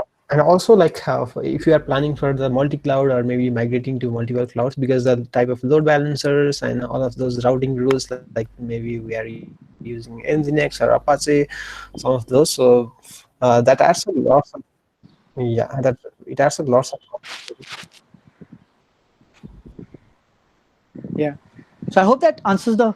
Yeah, like also when you are like, there might be cases where we want to switch the multiple cloud, and also there are supports that we might need a lot of changes. I think I got lost. No, you are on, Raju. Am I audible? Yep. Yeah, Raju, we can hear you. Okay, so let's go to the next question. I think I missed part of my things. But I'll just add, So, yeah, Raju, remember the previous discussion we had? Multiple Istio releases. Raju, remember the previous discussion we is had? Space Cloud compatible with multiple Istio releases? We can see the questions. Yeah, let's go with the Noorain first. Okay, I think there's some voice issue. But then, just to all the other attendees, when we were just discussing, Milan, Tara, and I, and Raju as well, of course, we had actually, Raju and I, we both share this opinion that a service mesh should be a default in a microservice architecture, just because of the benefits it provides, like that traceability, which we spoke about, the deployments, even multi-cloud. Yeah, that's a big big aspect which service meshes across the board are focusing on. So you might not need it today, but trust me, you will need it sometime. It's the same thing as log management, right? You probably don't need log management today, but when things break, you would regret not having it, right? I think that's what a service mesh is, uh, for both of us.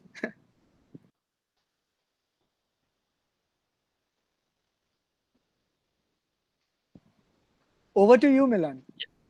Yep. So yeah, let's move on to the next question because we are already running out of time. So yeah, let's move on to the third question. Is Space Cloud compatible with multiple Istio release? That's a good question. So the thing is that Istio 1.6 has caused a breaking change in the way the authorization policy works. So the current Space Cloud is only compatible with 1.5x because of the breaking change in Istio itself. You can actually check out the release notes of 1.6x of Istio, which they talk about it in more details. The next version of Space Cloud, which will be version 20, so that would be compatible with 16 up. The current version of Space Cloud, which is 19, okay, up till 19, it's compatible with only 1.5x down, okay. The sole reason is that Istio itself had a breaking change between 1.5 and 1.6. I hope that answers your question. So Yep. yeah. Yeah, let's move on again. Like Kiali Jaeger comes along with Istio. Yes, it does. But in the default mode, like when you're setting up Istio for production clusters, you'll have to explicitly enable them, right? So Istio can be installed in using profiles, which is basically pre-configured knobs based on different use cases. So it's got a demo profile which comes with both of these pre-configured working uh, out of the box. But if you want to use it in a production cluster, you might want to look at the minimal or the default profile, which doesn't enable Kiali and Jagger. It just enables Prometheus. Okay. So you'll have to explicitly enable Kiali and Jagger, but then enabling them is as simple as just setting a flag to true. Okay. It's not that complicated. And you can even bring in your own Kiali or Jagger instances if you have them running already. The Istio docs really takes care of explaining all of those nuts and bolts. But one thing I like to point out is whenever you're using Jagger for traceability, things might not work because Jagger, what happens is it's injecting some headers into your HTTP requests, and you'll have to explicitly uh, forward those headers in every hop, right? So basically, ingress gateway is going to introduce some HTTP headers, and the same headers will have to be forwarded in every hop. So it comes to gateway injects some headers, forwards it to greeter. Greeter will just forward it to another service if it's making another call. If you don't do this, that trace which happens will not really work because the header is the only way for figuring out how the HTTP packet is actually flowing through it. Again, this is mentioned in the docs, in the traceability docs, the distributed tracing docs. Just have a look at that.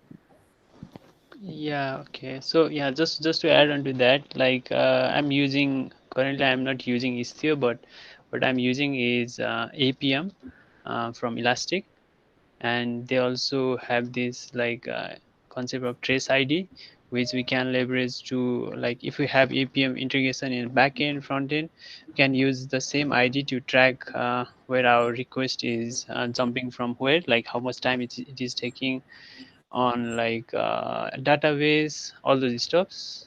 So I think it's analogous to that regarding like with the use of header, right? Yeah, exactly perfect. Like you need to introduce some kind of a key which you use to figure out how things are flowing and how things are working. Okay, perfect. So yeah, next question, like can we send custom data to Jaeger? Whoa. I think you can. I'm not sure. I haven't tried it. I've just played with the defaults. But what kind of data are you talking about, which is the question?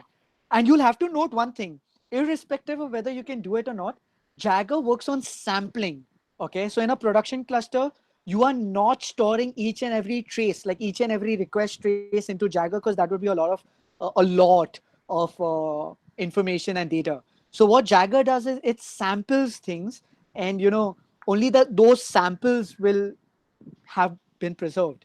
So just keep that in mind if you're enabling this feature. But I'm not the right person to answer whether you can configure custom custom data like headers and things like that to Jagger. I'm not sure. You'll have to check the docs out. But I can get back to you. Maybe drop me a tweet or something, and I'll get back to you on that. Yes, sure. So yeah, we'll skip the next question. It's on Istio again. Like, I think we need to have another session on Istio because we are already out of time. So let's move on to the 7th question. Is this suitable for stateful application? They may have diff databases. I didn't get the question well. But I think the question is regarding whether what we just did with canary deployments and things like that is applicable to databases. Uh, uh, Difficult question, but Istio does work with stateful services if that's your concern. Because Istio doesn't discriminate between stateless or stateful services. Just make sure that your service is headless, and it should work with a stateful application as well. So yes, to answer your question, Istio does work with a stateful application. But if we are looking at canary deployments and things like that, not really, because databases have their own way of doing that. So often, just a rolling upgrade suffices. But it really depends on the database itself on how they work. But if you're using different kinds of databases and you have a service mesh wherein different services are using different services, you could do that through Istio as well, and you could restrict which service has access to which database. Now, I'm not sure if I answered that question specifically, but if I'm not specific, you can just point out what exactly your question was, and maybe I can be more elaborate. Yeah, I think you covered it based on okay. Sorry. Okay. Go on, Vikram. So my question was, so this is the session about a local VM to Kubernetes. Since we are so a local VM don't have a feature development like you earlier show us, like version 1, version 2. So local VM has only one version 1, and it is linked to database. So while we are migrating to the Kubernetes, which have its own database for versioning. So how it is work with that the switching you are switching 30%, 70%. So how it is work, like there was that's actually a very good question. Just to reiterate so that you can confirm if I understand it right, is that initially your first environment was using some kind of a database. The service was using some kind of a database, and now we are trying to switch things. So basically the new service, is it using the same database? Is it using a different database? And how will things work? Because then if inserts are being traffic splitted, you have like an inconsistent state between your two databases. So to answer that, you can migrate stateful applications. Yes, they should work, but then you can't use a blue green on that. So this is a very complicated topic with very different opinions on how to solve it. But generally, what we've seen, people stick with the same databases which we're doing in the case of VM, because it's often a managed service, and the services inside Kubernetes use the same database. So your VM environment and your Kubernetes environment are using the same database in this particular case, okay? But now you might say that, in my blue-green, I really want to separate them out, which is a valid case as well.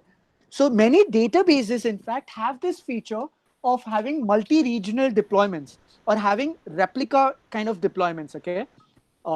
Like Cassandra has it, Yugabyte has it. Not all databases have it. But what they essentially do is you can set up another cluster which is linked with the previous cluster. So any writes to either is synced across. Does that make sense? But that's heavily on how your database runs and how your database is managed, because it's a tricky piece to get right. But in my experience, whenever people make switch from a VM to an Kubernetes environment, or from Kubernetes to another Kubernetes environment, they generally stick with the same database. They don't really go for a database migration as well, because you will have to set up things like CDC, snapshot backups and things like that. It's a little complicated and it goes outside the scope of Kubernetes or just blue-green deployments in general. Yeah. So yeah, let's wrap it up. Before that, like let's open the floor for like questions. Anybody have more question, like, or comments or feedback, anything?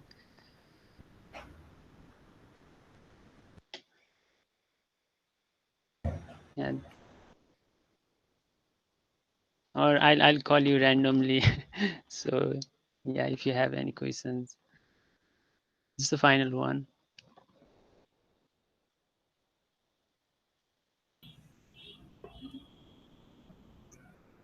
Come on, guys. I think everybody got completely, maybe, but like the link, Noorain will be sending the commit of all of the codes, the YAML manifest, which we use on this GitHub. So keep an eye on this, and we'll share on Slack also. And these are like lots of learning resources and links which we talked, which the Noorain talked, and I mostly prefer the Katacoda and Quick Labs Quest also. For that, which is a good learning resource for Istio, and the hands-on resource also. So just follow on that. Yeah. I'll even So recommend micro K8s to first-time users of Kubernetes because it's got lovely add-ons. It's got Istio as an add-on and things like that. Yeah. So it really gives you the feel of Kubernetes, but it kind of makes adding these extra components, which are very popular, a bit easier. So even that's a good starting point for many. And definitely even at the Space Cloud link, because why not? Just in case if you want to try out that, you can. I mean, I'll add that too if that's required. yeah, sure. Yes, and also feel free to contribute for Space Cloud and make it better.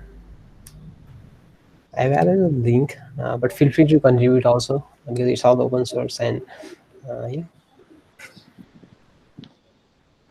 So nobody has a question, or everybody got confused, or what? Like, hello, Milan. yeah, yes, This is Abel. Abil. Yeah. Okay, I exactly do not have a question, but I have a doubt whether that can be doable or not. I would like to discuss that with all of these talented people. So correct me if I am wrong. Correct me if I am wrong. I just came up with a concept recently. I came up with a concept for people like me who are not much familiar with Istio, because Istio is something so vast that it takes times to learn. So I came up with a concept that for people who are not too familiar with Istio, we can do somewhat of a we cannot directly call it as a canary deployment, but we can call it as a blue-green deployment. So the concept is I have three deployments, right? And I have a one service that consumes that deployment through the ingress controller, and I want to deploy a new version of that deployment. So what I can do is I can create a new I will not directly kill the existing deployment, but I will create a new deployment as our host Noorain also suggested just a minute before, to create a new deployment rather than killing the old and replacing it. So if I create a new deployment of that existing service, existing application, and if I bind it to the same service, like I have already three replicas of a deployment version 1, and I create a new version, let's call it V2, and expose it through the same service that is being used by version 1 also. And when I create this deployment, the endpoints will be consumed by that controller also, and everything will be updated, right? So when a user browses the application, he might be dropped on version 2 also, and he might be dropped on version 1 also, because there's two versions of deployment running on with the same service. So is it doable? Is it likely to be get done, or am I wrong on this concept? So Apil, you just describe what Space Cloud does. Because we just did that. We had a single service and two versions behind it, but Yes. it was being addressed by the same service name. Mm-hmm. It's completely doable. But I'll add to that. you might want the one particular user to stick to a single version, right? You might want to make sure that if one user ends up with version 2 of the service, he continues using that version 2 for a consistent experience, or Yes. basically because you're A/B testing certain things out. So Mm-hmm, that's mm-hmm. called a sticky session. You can even do that in Istio. Unfortunately, sticky sessions is not something Space Cloud supports, but whatever you just described is something which Space Cloud does, and you don't even have to learn Istio. Like if, like even in my demo, like you did not even touch Istio at all. Mm-hmm. Everything was being configured under the hood. Uh, Yes. yeah, so that's there. Another tool you might want to look at would be Knative, because it kind of achieves similar things. It's not for service to service communication directly per se. It's only mostly when you want to expose services directly outside. Mm-hmm. But yeah, it's evolving rapidly, so yeah, there are changes coming in every day. But what you just mentioned, it's doable. In fact, I guess there are a few open source projects, Space Cloud, one of them being one of them, which have done this. So it's Okay. completely possible. Thank you. That is also possible in this way. Like you have a Kubernetes service, right? You have the two versions pointing to a single service. Then we need to add different level for the deployment. So that would be like that will create a difference between the version 1 and version 2. Like Yeah. let's say if I have a new service called, let's say, the book info service, let's say, and I have two deployments, book info version 1 and version 2, and we will label the deployment with two versions, and that will differentiate the two deployment Yeah. but with a single endpoint of the Yeah, service. we will differentiate the deployment with the tags and labels and every annotation and all that Yeah. things. But what my question was that we would be exposing that both deployment with a single service, so that it's not a total canary or any blue green deployment, but just the overview of exposing user with the two deployments in a simple way. But as Noorain said that that is doable, but not a good practice because the sticky session won't remain, because the service can expose both of the deployment. So one time a user can get another interface and another one time another interface. Just to clarify one thing, I didn't say it's not a good practice. I said it's a valid practice. Okay. You can do that. You can actually have, and I recommend doing that. In fact, I recommend having just one service name for all versions of that service. Even if you have like 10 versions running parallelly, have a single service name for each one of them, as long as they're compatible with each other in some way. Uh, Okay. but what you could do is, I was adding another point to that, that you can even have sticky sessions. And somebody mentioned that the Nginx controller has that by default. Even Mm-hmm. Istio has that by default, apparently. Okay. So you can have sticky sessions so that everybody's still using the same service name, but then based on a certain header value or based on a certain body parameter, Mm-hmm. you are forcing a user to just stick with one particular version. Make Mm-hmm. sense? Yes, yes, makes sense. Just to ensure that there's a consistent experience. That's it. Yes, yes, yes. Yeah, that works perfect. And I'm also a two header guy, so using lots of header and for the same scenario also. So yeah. Yes. So Uh, okay, okay, okay. I came up with this when Pankaj asked about that. How are we going to verify the service is being exposed or the front end service is being listening to back end? So I thought of this concept. So I just speak it out, just out of curiosity. yeah, thanks Apil. Thanks for the question. So yeah, I think we have reached the end. I think we can go further also, but yeah, let's have more session from you, Noorain. So thank you for your time. That's really a exhausting session, but yeah, lots of learning on the way. Yeah, we'd love to have you more. We'd love to have more session from you on upcoming days. We can also talk about serverless on Kubernetes space, because I think you'd love to explain more on that also. So yeah, it's a pleasure for us to have you here, and yeah, also not to miss all the participants. We are still 19. That's a good sign. Like we are all in this together, like learning new stuffs and trying it out. So yeah, thank you all for your time. And yeah, your questions, your comments, all these supports us to have more like engaging sessions like this in future. So yeah, thanks all. Thank you guys once again. Thanks all.